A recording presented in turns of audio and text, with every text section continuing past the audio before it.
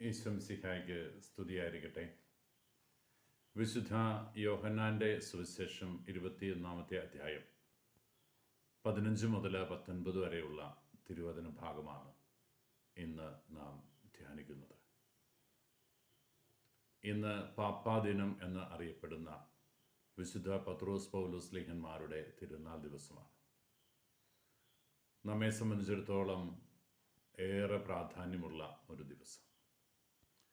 കർത്താവിൻ്റെ ശ്രേഷ്ഠ ശിഷ്യനായ പത്രോസിൻ്റെയും സഭയുടെ നെടുന്തൂണായി വിശ്വസിക്കപ്പെടുന്ന വിശുദ്ധ പൗലോസിൻ്റെയും ഓർമ്മ ദിവസം തിരുസഭ ഒരേ ദിവസത്തിലാണ് ആചരിക്കുക. വിവിധ ദേശങ്ങളിലുള്ള ഇടവക ദേവാലയങ്ങളും പത്രോസിൻ്റെയോ പൗലോസിൻ്റെയോ മാത്രം നാമത്തിലല്ല, പ്രത്യേകിച്ച് കേരളത്തിൽ പത്രോസ് പൗലോസ് ശ്ലീഹന്മാരുടെ സംയുക്ത നാമത്തിലാണ് അറിയപ്പെടുക. റോമിൽ സെൻറ്റ് പീറ്റേഴ്സ് ബസിലിക്കയൊക്കെ ഉണ്ട് എങ്കിലും പൊതുവിൽ പത്രോസ് പൗലോസ് ശ്ലീഹന്മാരെ ഒരുമിച്ചാണ് സഭ ആദരിക്കുക. ഈ രണ്ട് നെടും തൂണുകളിലാണ് തിരുസഭ ആരാധന പടുത്തുയർത്തപ്പെട്ടത്. യഹൂദരുടെ ഇടയിലെ ശുശ്രൂഷയായിരുന്നു വിശുദ്ധ പത്രോസിൻ്റെ തുടക്കമെങ്കിൽ വിജാതിയുടെ അപ്പസ്തോലൻ എന്ന് അറിയപ്പെടുന്ന പൗലോസ് ശ്ലീഹായിലൂടെ പൗലോസ് ശ്ലീഹ അപ്പസ്തോലന്മാരുടെ നടപടി പുസ്തകത്തിൽ നാം വായിച്ചറിയുന്നത് പോലെ 3 പ്രേക്ഷിത യാത്രകൾ നടത്തുകയും ലോകത്തിൻ്റെ വിവിധ ഭാഗങ്ങളിൽ തമ്പുരാൻ്റെ സുവിശേഷം അറിയിക്കുവാൻ കഠിന പ്രയത്നം ചെയ്ത വ്യക്തിയാണ്. കർത്താവ് തെരഞ്ഞെടുത്ത് ഉയർത്തിയ പാറയാകുന്ന പത്രോസിൻ്റെ മേൽ തിരുസഭാരാമത്തെ പണിതുയർത്തി സഭയുടെ താക്കോലുകൾ അവൻ്റെ കരങ്ങളിൽ സുരക്ഷിതമായി വെച്ചുകൊടുത്ത് ദൈവം തിരുസഭയെ അനുഗ്രഹിച്ച് ഉയർത്തിയിരിക്കുകയാണ്. പത്രോസാകുന്ന പാറമേൽ പണിതുയർത്തപ്പെട്ട ദേവാലയത്തിന്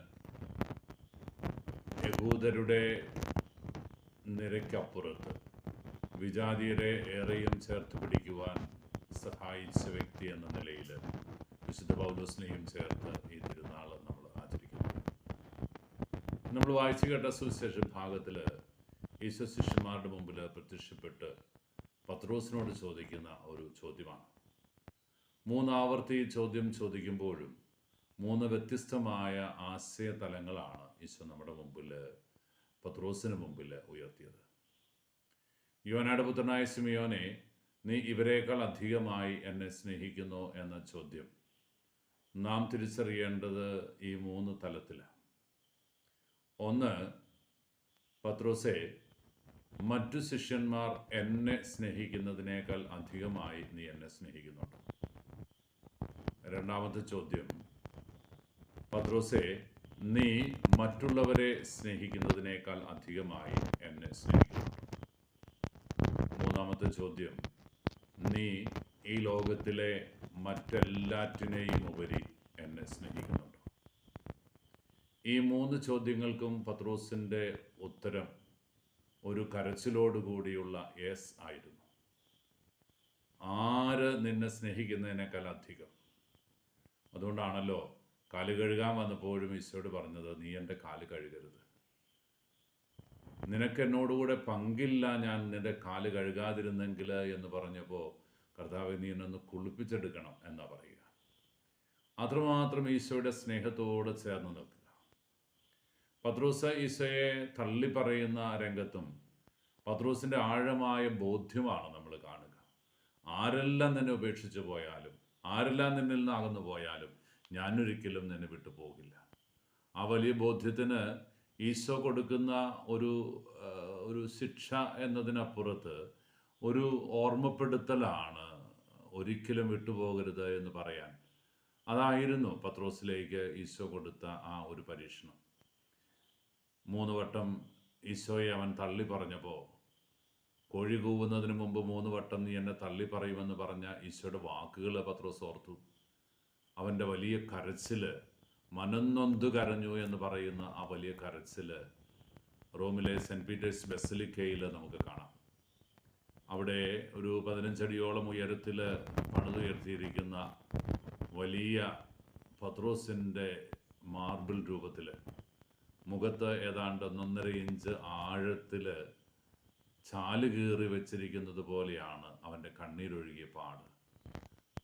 മലവെള്ളപ്പാച്ചിലിൽ, കുത്തൊഴുക്കിൽ, പ്രകൃതിയിലെ മണ്ണും കല്ലുമൊക്കെ പറഞ്ഞകന്നു പോകുന്നത് പോലെ പത്രോസിൻ്റെ കണ്ണിൽ നിന്ന് ഒഴുകിയിറങ്ങിയ കണ്ണീർ ചാലുകൾ അവൻ്റെ മുഖത്തിൻ്റെ വികൃതമാക്കിക്കൊണ്ട് അത്രമാത്രം കണ്ണീർ ചാലുകൾ അവൻ്റെ മുഖത്തൂടെ ഒഴുകിയിരുന്നു എന്ന് ഓർമ്മിപ്പിക്കുന്ന മനോഹരമായ ഒരു ശില്പം.